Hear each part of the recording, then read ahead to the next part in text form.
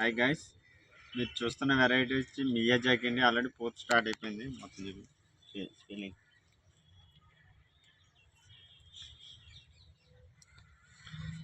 Miyazaki variety అండి. ఇది చూడండి, ఆల్రెడీ లేబులే.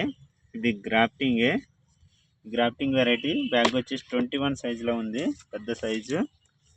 చూడండి ఎంత గ్రాఫ్టింగ్ వెరైటీ. దీనికి వచ్చేసి గ్రాఫ్టింగ్ ఇటు సైడ్ ఉంటుంది. చూడండి ఇదంతా పోతే